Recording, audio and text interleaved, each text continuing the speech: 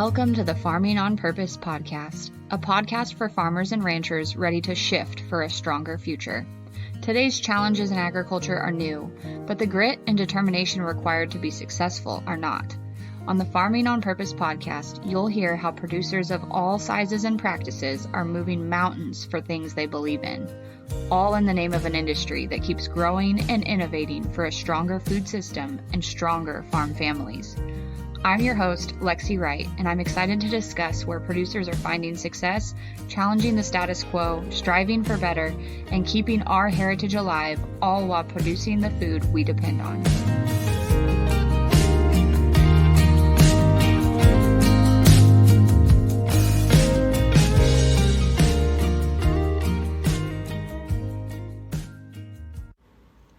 The Farming on Purpose podcast is turning a year old, and we think it's high time to invite you into our mission. Be sure to follow me on Instagram for weekly giveaways in October leading up to our 1-year anniversary. You can find me at Right at the Moment. That's right, just like my last name. To get more info on how you can enter the giveaways this month, join us in the Farming on Purpose Facebook group or sign up for updates in your inbox at farmingonpurpose.com. While you're there, check out the new merch we just dropped in the shop.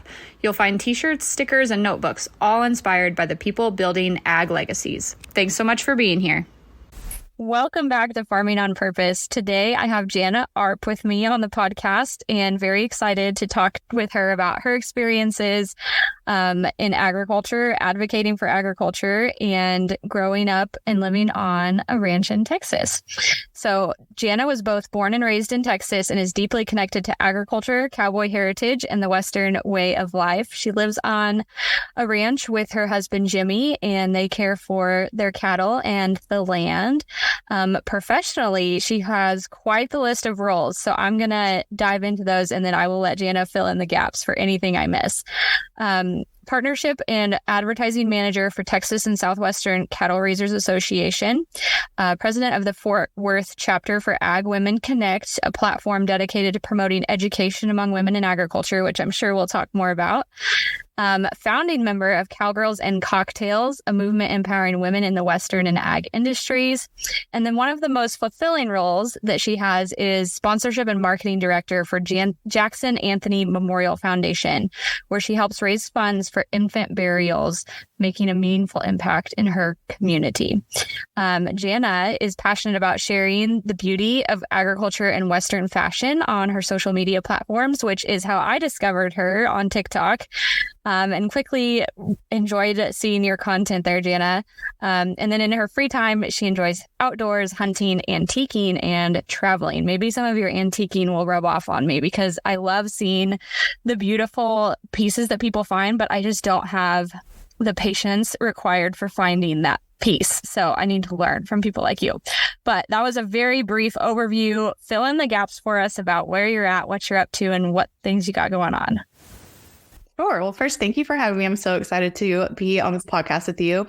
I did grow up in Texas on a small ranch south of Fort Worth, and we raised Hereford cattle.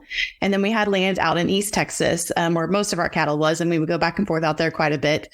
And I just always loved being outdoors, being with the cows mostly. When I was younger, I always said they were my best friends. And so that is stuck true to today. So I grew up on a ranch, but never really thought about having a career in agriculture. My mom stayed at home with us, but my dad had his own business and balanced the ranch as well. And so I always saw myself growing up, going to school, getting a job.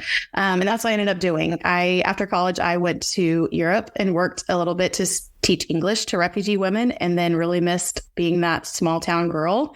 So came back home and landed a job in the oil and gas industry in sales and partnerships, and absolutely loved it. I really feel like I built my career there and learned how to do business and how to build relationships and make sure that the main thing I'm doing is taking care of clients and not just pushing sales. So I'm so thankful for my time in oil and gas and incredible mentors there. But I just was missing a little piece of completing me, I felt like, and really just wanted to come back to my roots in agriculture. And so got restless and started looking, and then found this very similar position at Texas Southwestern Cattle Raisers. My family has been members there, so I was very familiar with the association, and I love and appreciate what they do.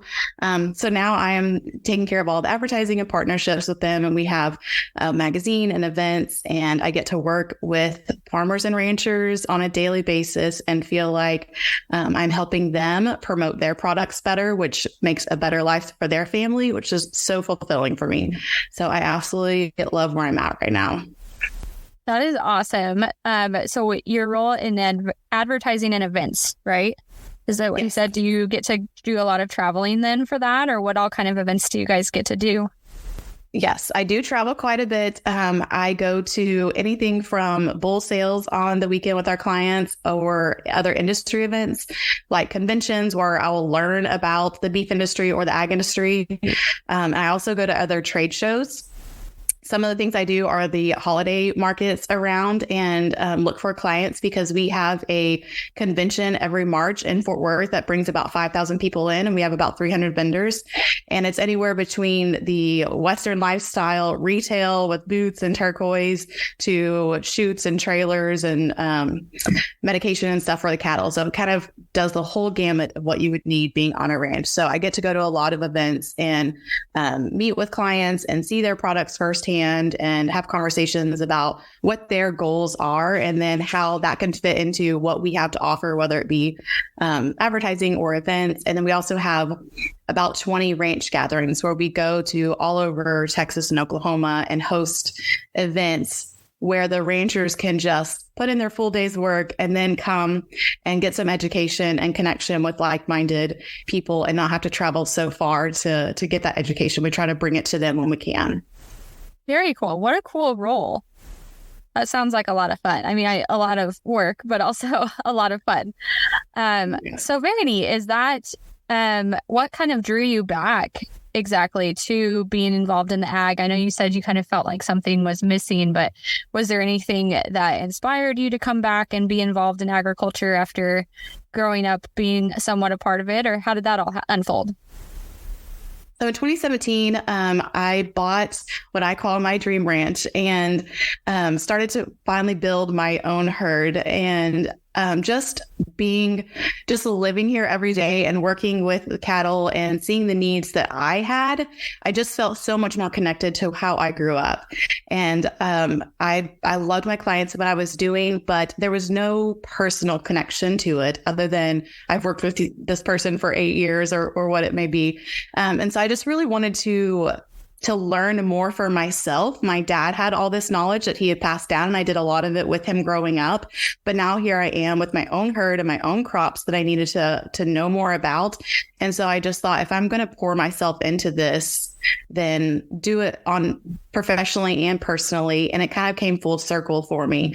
So I just really felt like something was missing from my knowledge that I was having with what I had on my own property. And that's really what brought me back.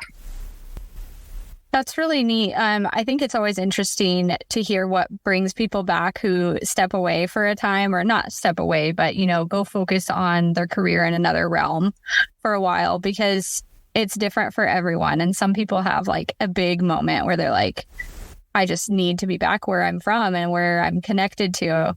And then for some, it's just, a gradual progression back too. But always interesting to hear people's stories around that. How is the building of your own herd going? What's been some of the big wins there and big challenges there? The challenges are looking at it sometimes from a business perspective and not getting too attached to things. We very recently, my heart is with Herefords. That's what I raised growing up, and that's what I started with. And our herd has evolved into a couple of other, we have some Charolais and some Angus, and just trying to decide what is going to be best. And we actually sold my Hereford bull earlier this year, and I had a good cry about it because I do get attached. But the biggest challenge has been being a business perspective and not just having pets in the backyard, or this is fun. We're going to raise this to feed our family. That's how I was raised. I want to feed friends and the community, and just finding the best fit for what we have here too. We also, one of the goals I have that I'm slowly starting to try to put into action and speak more about is reviving the ranch that we have out in East Texas. We don't currently have a large herd out there, and just having conversations with my dad about building that back up and having more space for us to have a more robust program and be able to pour into it more. So really, that's the challenge, is moving it from a hobby to a business and making sure that you're treating it like a business and doing the proper things, whether it's fun at that time or not. I agree. That's definitely hard, especially if it's something that you do in addition to the rest of your life with, a role in a job, or it sounds like that's how you grew up as well, that your dad had a business and then ranched on the side. It's like, where do you draw the line of this is fun and we spend money doing it, but then it also needs to pay for itself a little bit and that kind of stuff. It's always challenging to walk that line when you're at that stage. Yeah. It's been good learning. Yeah. Always lots of learning, right? When the animals and crops are involved. So like I said, I discovered you and asked you to be on the podcast based on a bunch of TikToks that I saw you doing. And so I love to hear what inspires you to spend time doing that, because anybody who spends time creating content for social media knows that it's not just a small investment of your time. It takes time. So curious to hear what inspires you to do that. Well, it started off from when my job role changed, and then it was focused more on agriculture and getting to talk about my job on social media with just my friends. Everyone had so many questions and was so curious. And really, my personal life and a lot growing up, I wasn't around a lot of people who grew up like me. I was always like the odd man out and a little different. And got those comments and the weird looks when I talked about raising cattle that we would feed our family with, or even going hunting that we would feed our family that way.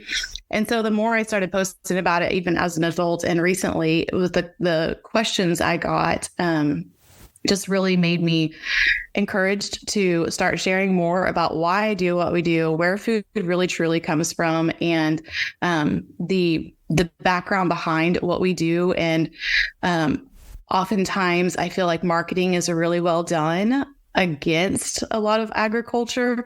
And so trying to tell the truth behind what I live every day and what I lived growing up and knowing what that looks like. So just wanted to start sharing more about where your food comes from and what even the animals are. We've done a few things with the schools, especially during COVID when they were closed down. We had students come out and just was really surprised at when they wouldn't even know what a cow was, and they would think it was a different animal. And so kind of really starting small. And I don't have a huge wealth of knowledge as like some of my coworkers and people that I'm around as far as the the grass fed and things like that. I have some of it and I like sharing those things, but really just the basics is what I like to share about where your food comes from and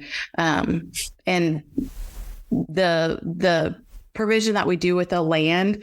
I was talking to some students at a school a couple of weeks ago and talking about how farmers and ranchers really do care about taking care of the land more than what it's often said, because this is land that we are going to have to work in order to get money back, in order to provide for our family and provide for our animals. We have to care for it properly, and we have to make sure that it is being taken care of. And so just educating people on the kind of the myths that are spread so much, I feel like that's really what started it. It's very interesting there in Texas, and we didn't talk about mentioning this beforehand, so hopefully I don't take you off guard, but I know there's quite a bit of legislation being proposed down there because of the rapid growth of some of the cities and using land for development versus agriculture, and how does that balance out? Do you know a lot about that or what's going on? Is there any kind of update you can give us about your opinion on it or how things are being handled? Yes, on a high level, I keep up with it for sure. And a lot of what we do at Cattle Raisers is policy. So I'm not in that field, but I do hear bits and pieces of it. And there is some legislation on the table now about protecting really the right to farm and ranch, and prohibiting communities and cities from putting a lot of stipulations and regulations on existing farms and ranches. And before, you had to be an existing farm and ranch for, I believe it was over a year, and have a certain amount of income to quantify that that's what you are. So the legislation has changed so that you don't have to have as much time or as much income proven to be able to protect yourself from those rules and regulations. So say that you're farming somewhere and a neighborhood has recently moved in, which is something that's happening where I'm at right now currently.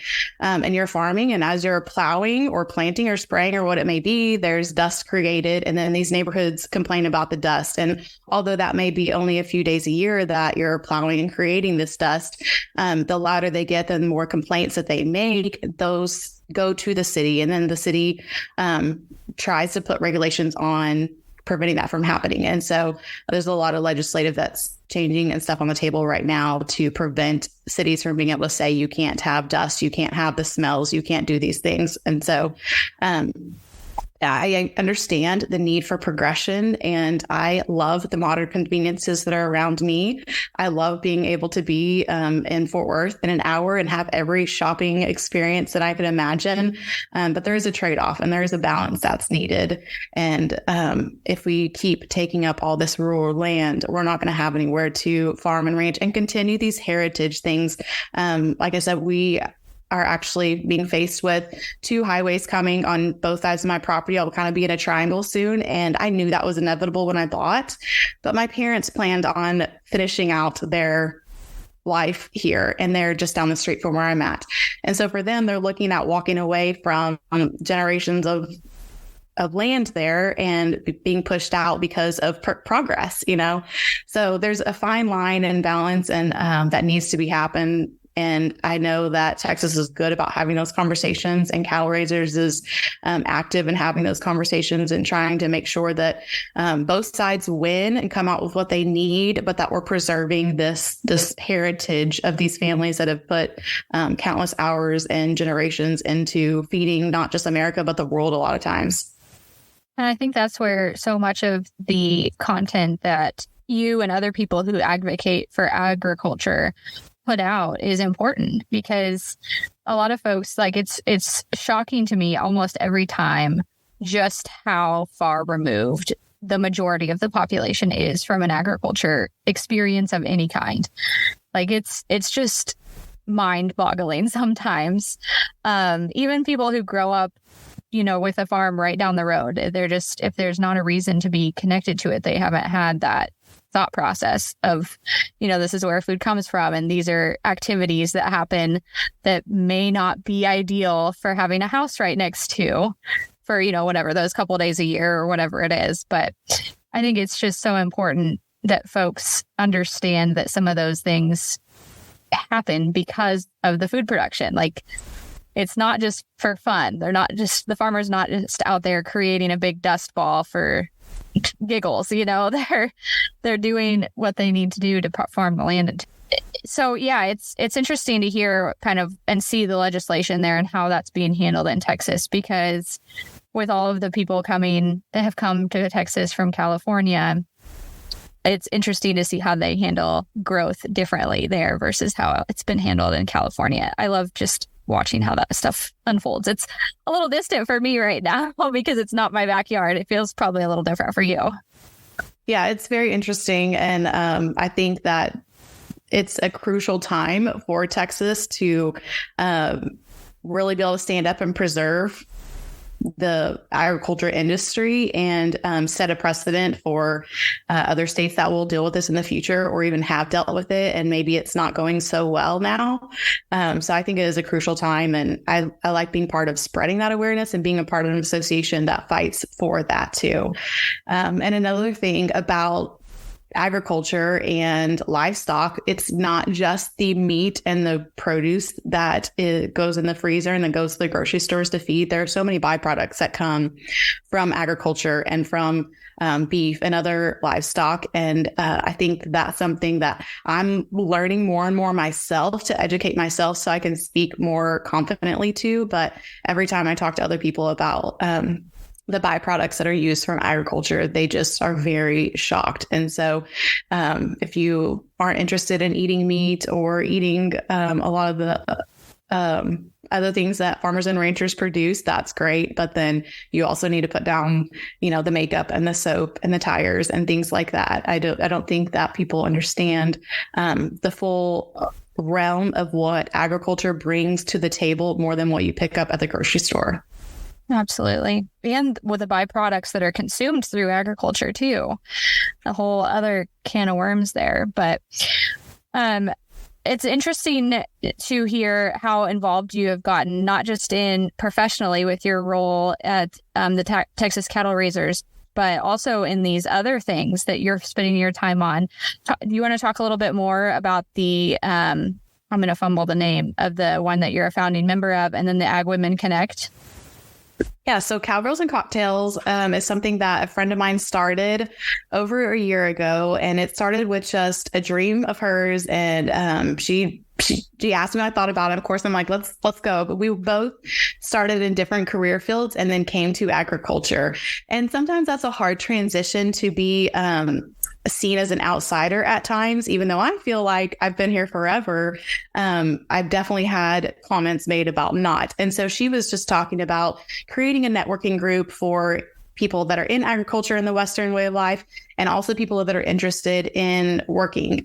I also like to tell people you don't have to be on a tractor or on a horse every day to work in farming and ranching. And so that was a message that she really wanted to spread. So she created Cowgirls and Cocktails. And we meet usually at least once a month. She plans, Lexi is her name. She plans lots of incredible events for us. And it's been an incredible opportunity to really connect with other women who have worked in agriculture, are fifth generation ranchers and are running huge operations. And then also people like Lexi and I who have come in recently and are trying to make those connections and find the ropes. And it's been a really safe place to bring dreams and goals and talk about the hardships that we're going through as women in agriculture, and then also talk about what we want to do, what we want to change, why we're here, and what impact we'd like to make in our current careers or start new ventures. So it's been so fun to be a part of, and it's a very, very welcoming group, and I absolutely love Lexi's vision and being part of Cowgirls and Cocktails. So it's usually once a month that we meet. And then Ag Women Connect was started by Vanessa pretty recently, and that they have chapters throughout the United States. And so I was seeing a lot of her posts on social media, and we connected on LinkedIn, and just having this heart to connect with people. She had reached out to me about the Fort Worth, and I thought about it, and then I kind of canceled some meetings thinking I'm not sure if I'm ready to take this on. And then we had a really great conversation, and the Fort Worth chapter started our first meeting about 2 months ago. So still very new, but really exciting. And Ag Women Connect is really about connecting women in agriculture, and then also letting them share their story, where they came from and why they do what they do. And Vanessa is great about including those fifth generation ranchers and those who have a backyard garden. And that's all that will ever be.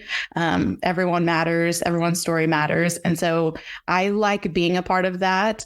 For me, it's helpful, and it gives me some confidence and some great exposure to people that I can learn from and kind of have mentors. And then I also like being a part of it to welcome other people in because, as you know, the agriculture community seems to be dwindling and bringing in people of the next generation and people that haven't farmed a ranch. I know there's a good balance there to make sure to include people that are passionate about it and want to go about it the right way. But I love talking about it. And I think the more the merrier. There's room for everybody in some capacity. And obviously with what I do in my professional role is a sales and marketing. And so I'm not on a horse or on a tractor every day. And I bring different perspective than somebody that's maybe been in sales and marketing and agriculture for their entire career. So I think there's room for everybody in some capacity. And I'd rather be there to welcome and mentor and guide than to just let somebody fall into it and maybe make some mistakes that are really difficult to watch along the way. Absolutely. I think the progress that we're seeing in this forming connections for women in agriculture is just amazing. I think there's lots of groups and little things popping up that are giving women more opportunities to kind of figure out what their role is in agriculture, whether they've been on an operation for years, like you said, or they're marrying into an operation or grew up there and have stepped away into a different agriculture role. I think I've talked about this on a couple of the recent podcast interviews we've done, but I mean, only 2% of our entire U.S. population has ties to production agriculture. That's such a small number. So the fact that anyone, woman or man, in agriculture might feel excluded at any point is just so bizarre to me. I know why it happens because it's happened to me too. I grew up on a hobby farm. I didn't grow up farming and ranching. And we're still a small operation. So a lot of times, we feel like we are not looked at as real or, serious producers. But it's just such a small percent of the population that we have to be welcoming everyone. We have to be joining forces with people who are doing it all of the different ways and involved in any way possible, or we're not going to have a voice at all in today's society. Unfortunately, we see that all the time. Like we said with the legislation, our voice is so small if we don't join together with other women and other folks in the industry. We've had a couple other gals on the podcast that have roles in connecting women in agriculture. Caroline Rose Bohannon with Cattleman U, and then Thea Larson with Cowgirls Over Coffee. So I'm really excited to hear, those are both more like online opportunities for connecting with women. So I'm glad to hear about some that are like more in person too, for local communities that you're doing with the Ag Women Connect in your chapter, and then the Cowgirls and Cocktails. That just sounds like such a cool way to get more people in your community that you might see and connect with more often versus just online. Yeah, especially the Cowgirls and Cocktails. It is always like, bring a friend, come and join and bring a friend. And a few weeks ago, there was a big group of us, and we just sat around a table and all shared about why we're here and what we want to do. And it was just so inspiring. I walked away with my heart so full and feeling like I'm ready to conquer anything, and I can take any negative comment for a while because of it. So it was great. And Ag Women Connect does have a lot of opportunities online as well. Forward chapter, we'll get there. But yeah, I've listened to the Cowgirls of Coffee, and I feel like these podcasts too have been so inspiring to be able to know that there's people all over the country that are thinking the same things I'm thinking. They're having the same fears and concerns and excitements that I'm thinking. So it's really great to help you not feel alone and kind of overcome some of those imposter syndromes sometimes too. I talk about that a lot with a lot of my colleagues and friends that I've met. It's just amazing that, you see someone succeeding and doing so well, and they're talking to you going, oh, I don't know if I'm making this. And so just being able to be vulnerable and share and come alongside people in the same boat has been invaluable for me. Absolutely. And seeing examples of what it's like for other women, especially if your role in agriculture is like still evolving or changing, depending on where you're at. I think it's so valuable to see what other women are doing and what works for them in their life, and just hear they're doing it this way, and these are the struggles that they have, so that you can take that and apply it to your life is so empowering. And just, we all learn more that way. My husband and I actually were just talking about this morning, about how drastically women's roles in agriculture have evolved like pretty rapidly, probably in the last 50 to 70 years. We were talking about the barn on our property. We're on a 6th generation farm. And his grandma was telling us that when she was growing up, the girls in the family were not allowed in the barn. It was like off limits, not for the women of the house. The boys went out there and they did the work, and the girls were not supposed to be in there. Fast forward to today, and there are women driving tractors, and like they might be the owner and the main decision maker that's pulling the trigger on things. And yeah, all the way from now women in the office and in these corporate roles in agriculture as well. Like, it is not something that's been happening for a long time. This is still super new and super different from how our mothers and grandmothers even grew up in agriculture. Yeah, that's very true. Even just in my lifetime is when women were able to own a business in their name. And thinking about that is so bizarre, because I've grown up with so many opportunities and have a business, and the operation is mine and in my name, and to be able to have something like that and then think that was an opportunity that maybe my mom or grandmother would have had is very interesting. And you're right, it's rapidly progressed. With my role, I was speaking with a student yesterday about how advertising has changed, and with all the technology that comes out, and that's technology that we see within social media, but that you can also use on the farms and ranch to monitor livestock and water, and it's come a long way very quickly. It has. Maybe as a fellow marketing nerd, we can probably dive into this a little bit. What are some of the big changes you think that have happened that you've seen that are most different in your role? So coming from kind of corporate to agriculture, I would say the advancement has been at a different pace. And I have a lot more, the advancement has been at a different pace for sure. Previously, I would have conversations with international clients by email and get business done.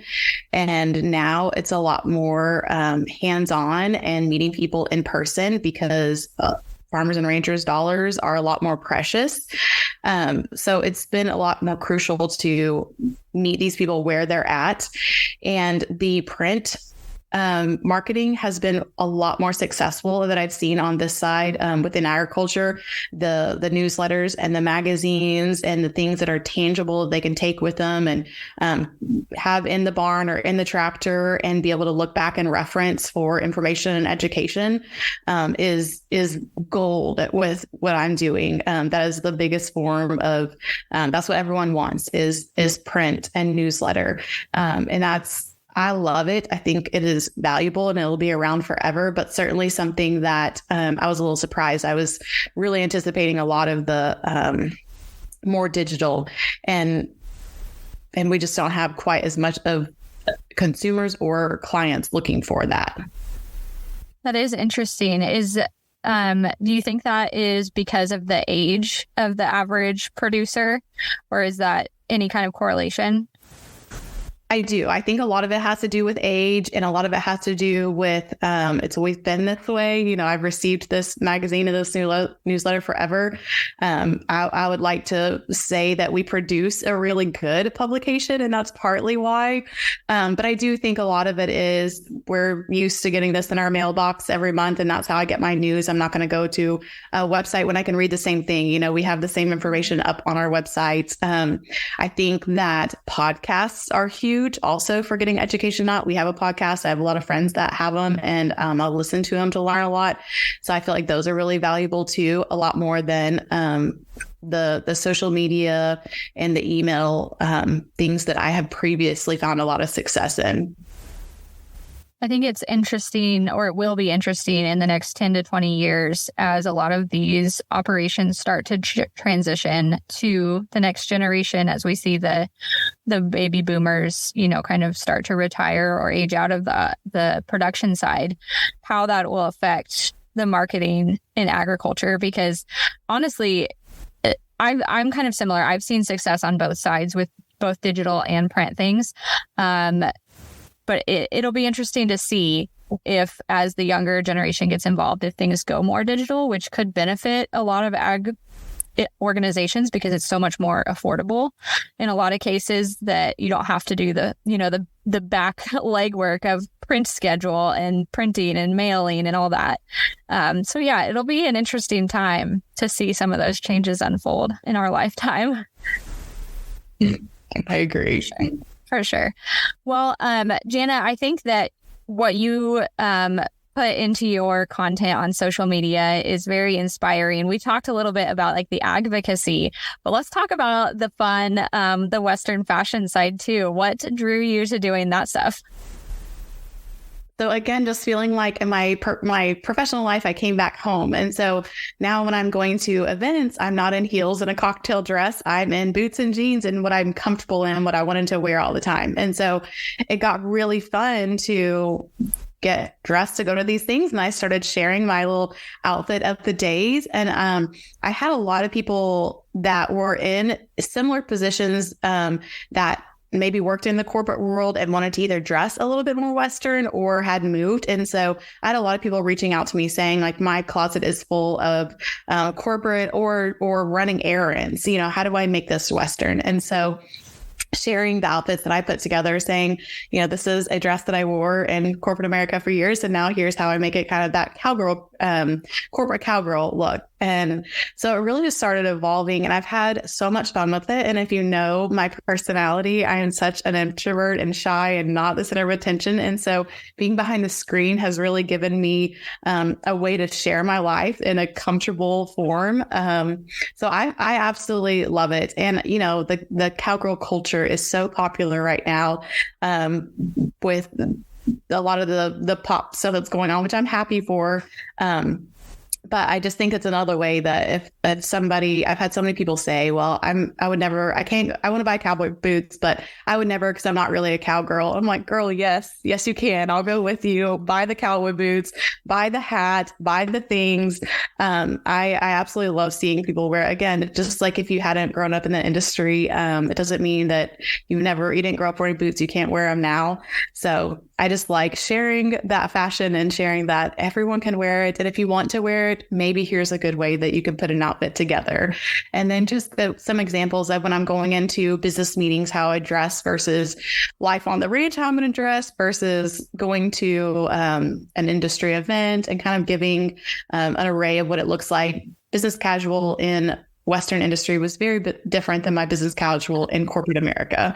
So that's really where it evolved, as I got to start wearing the clothes that I loved wearing. And I thought, well, I'm going to share this. And it's been a lot of fun. That's really cool. And I think the uptick in interest in the Western culture and clothing and all of that can only do good things for our industry. I know some people feel like it should only be people who are out there doing it and living that life every day. But I feel like the more people that start being involved in that and wearing Western clothing and that kind of stuff, the more room for innovation that there is. And then the better things that we get out of it, that's the money talks. So the more people that are buying those things, the more opportunity those brands have to create things that we all love. So I'm excited for that. Yes, absolutely. Well, Jana, I know that you have had some hardships health-wise that you've had to overcome. And I wanted to give you the opportunity today to talk about that and how that's influenced your story, because I think sometimes those are things that we're more don't know how to bring up or how to talk about, but they're big influences in who we are and why we do the things that we do. So I'd love to give you the opportunity to share about that and how it's impacted you, if you're open to it. Yes. Awesome. Thank you for this opportunity, because it's something that's in my mind 24/7. I want to talk about all the time, but I don't know how to bring it up. So I'm going to try to not get emotional when I say anything. Sure. I had a kind of a health tragedy about in 2016, and everything changed because of a botched surgery that I had. And I was with the company in corporate America when it happened, and so they watched me go through the massive up and downs. I had 24 surgeries within 2 years to try to get back on track, but I was with that company. They took care of me. They knew what was happening. They knew that my job was my number one priority, and I felt very secure there. So thinking about leaving and coming to another job, my heart needed to be back in agriculture. I needed to slow down a little bit, and I needed a change partly for my health, honestly. Especially when COVID happened, that's when I made the transition. And it was just like, I didn't feel comfortable with some of the things that I was doing in my previous role, flying internationally and things like that. So I was very scared to come to a new company who, yeah, you have health problems, but they didn't see the history. They didn't walk through it with me. So it's been a huge concern, insecurity, fear, all the things. 2 weeks ago, I was supposed to go on my first company business trip, and I was in the hospital the night before and didn't end up going. And they have handled it well, like so gracious, everything's great. But always having that in the back of my mind is it brings a lot of insecurity where I'm at in my personal life and in my professional life. Like when you can't trust your body and you can't count on your body to be there for you, when mentally you're there and you're ready, but physically you may not be. It plays a heavy role on my mental health to constantly be like, I feel okay, I'm good, I can do this, we're all right, and fake it until you make it a lot of times.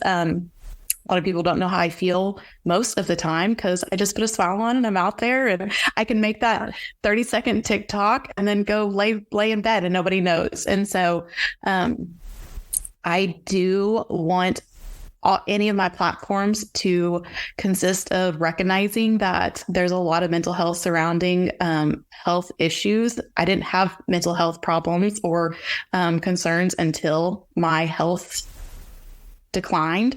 And so they're very much one and the same for me. And I want my platform to be a way that it's a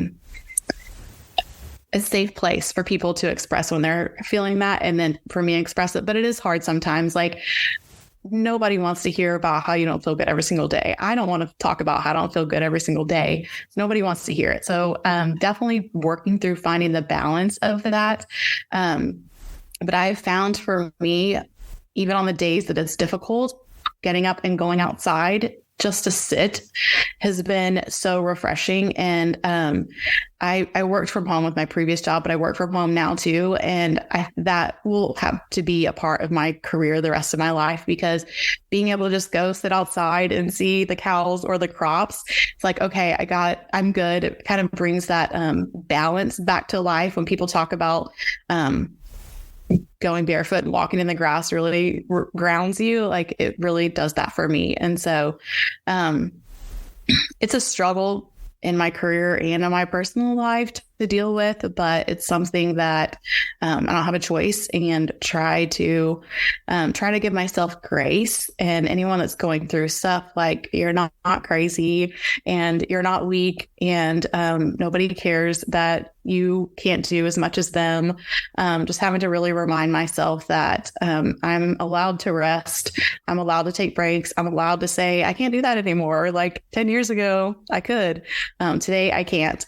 But also remind myself that I have these dreams and these goals, and I want to continue to travel, and I want to continue to grow my operation and my career, and set good, achievable goals that I'm not going to overdo it. It's a perfect balance, but definitely giving myself grace and realizing that stopping sometimes is absolutely okay. And I don't have to keep the same pace as the person next to me or the person that I was 10 years ago.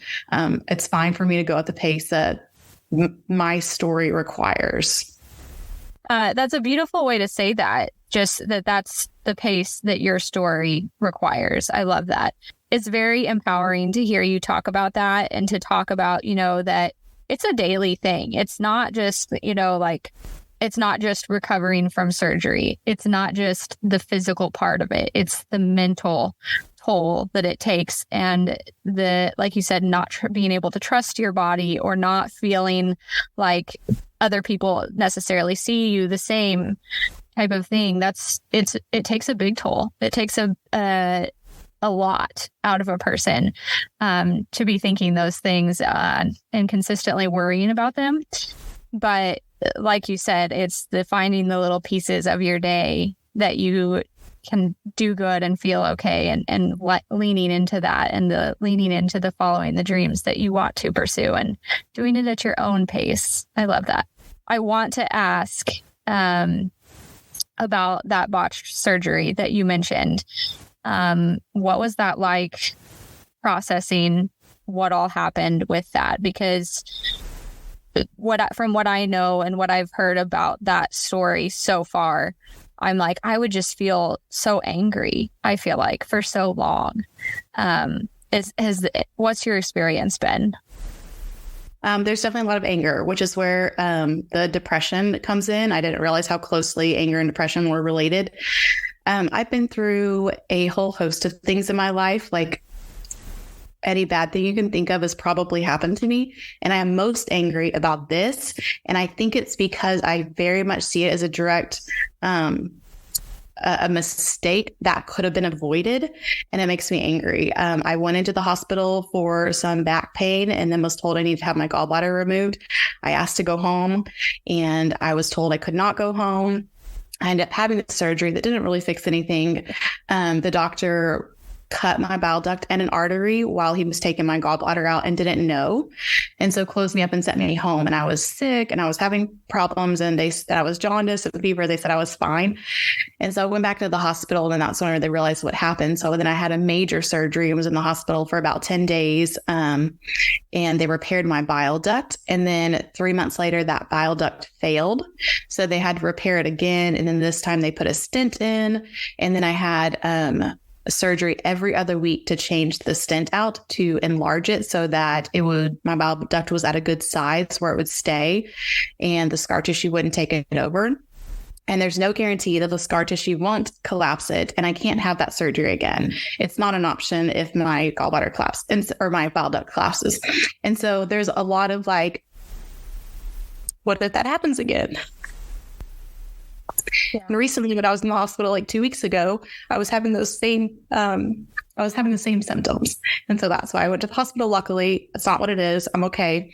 But yeah, that's what's in the back of my mind day to day is I could just be sick again. And then it's a problem. So I'm definitely furious. And that's where, and I don't feel like I got any like retribution from it either. The doctor is still practicing.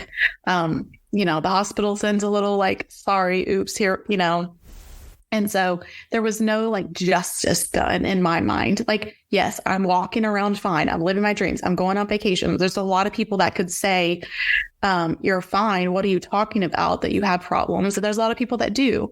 But it's that day to day of, you don't see me getting up and being sick regularly. And you don't see that constantly in the back of your mind of how short is my life going to be cut because of this? And so I saw a psychiatrist for a while about the mental health part of it. And I really learned the connection between anger and depression. And depression is what I deal with more than anxiety. I have that as well. And for about 3 years, it was very dark. And then finally just was so sick of living, so depressed and so upset all the time. And was having some really dark thoughts. And I was like, okay, this is going to happen or it's not. I'm either going to not be here or not live like this anymore because this is not sustainable for me. So there was a couple of like really rough moments, and like, I will forever owe so much to Jimmy, like the way that he stood by me and stood in the gap for me when I needed him, like amazing. So we got through some like really rough times. And then it was like night and day after one event happened one evening. It was like night and day that like, never again am I going back to those thoughts. Never again will I be that dark. I have bad days and I have rough moments, but never again will the thought cross my mind that like I'm not going to live all my dreams out. I'm not going to not accomplish everything I've ever wanted. And it was really about like rebuilding goals and setting achievable goals for me. Like, what am I doing now? I bought this dream ranch I have. I survived this crazy surgery. I find this man that I don't deserve that's going to spend the rest of my life with me. Like, now what am I going to do? And so really trying to take the focus off the anger and what happened and putting it on, let's find this new job in this career field that I grew up in and have passion for, and let me pour my life into making a difference for people that are like-minded and that need my help so much more than some of these corporate companies that have billions to play with. Let me go work with these farmers and ranchers that have this tiny, tiny budget and let me make a difference for them. And what am I doing next with like my family ranch in East Texas? Let's revive that. Let's do that. So really making a conscious choice to shift my focus from being so angry, and I am still a lot, but choosing to say, I'm choosing joy today. I'm going to find one thing that I'm going to find joy in, and then we're going to go with that. And the next day it's a little easier and a little easier. And then you crash again and kind of rebuild that. But really just setting some achievable goals for me that I could say, like, I have this purpose and this story will mean something someday. I don't see the why right now, and I don't see the value in me going through that hell right now, but it will mean something someday because everything else has meant something. Every story I have has made an impact, and I couldn't get out of my head how mad I was that it happened, to let it be a positive and let it be something that was going to change someone else's life or help somebody else along through what they were going through. So I really had like a come to Jesus meeting and really had a conversation about like, no, I'm going to go back to living and thriving and making the most of what I can. So it's a very long, drawn out story. I just appreciate how vulnerable you were just then. That's hard to do.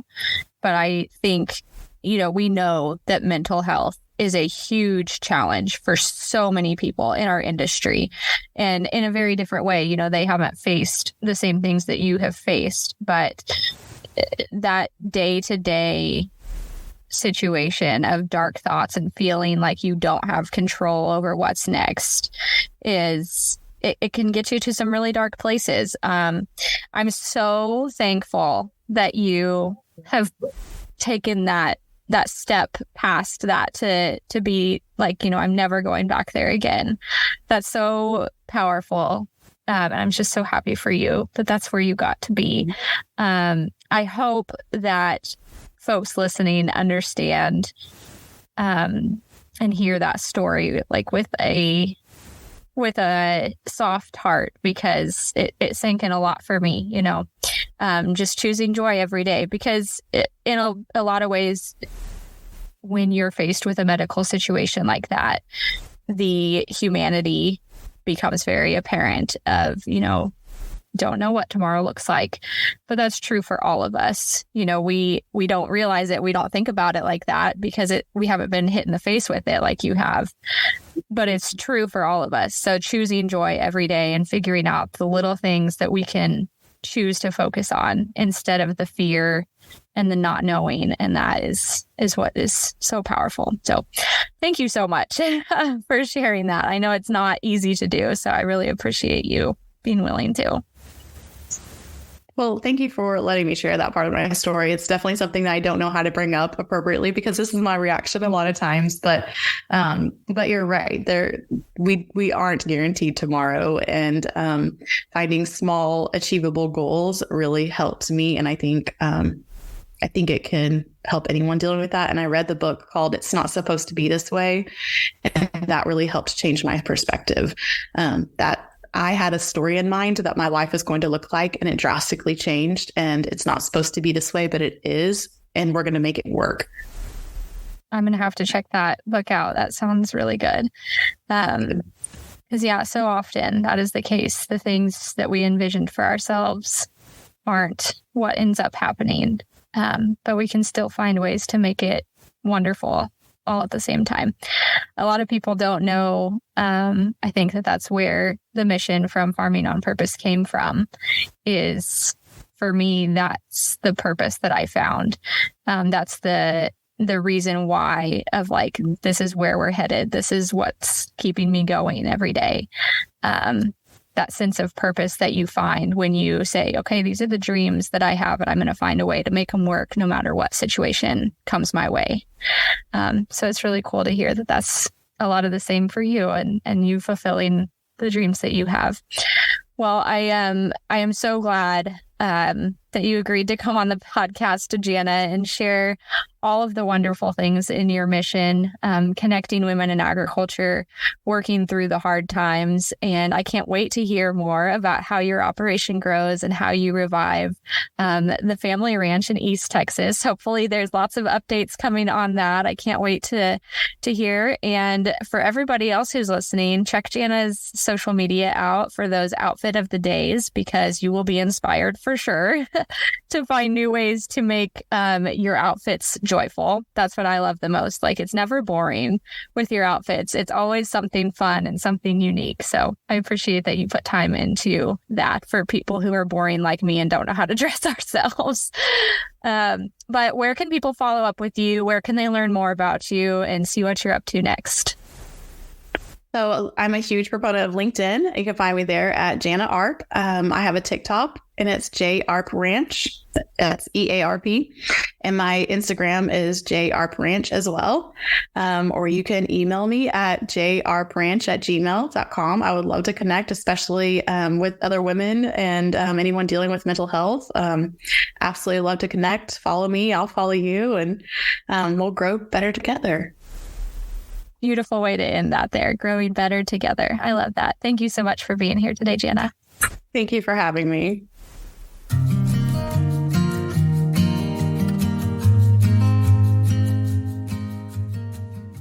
If you've enjoyed spending time with us today, please take a moment to review the podcast on Apple Podcasts or join the conversation on social media. Do you have a topic you would like to discuss or know someone with a story to share? Apply to be a guest on the podcast at farmingonpurpose.com. You can follow the host of Farming on Purpose, Lexi, on your favorite social media platforms for more content by searching for Farming on Purpose. And remember, if you look around your table and aren't inspired by the people there, it's time to find a new seat.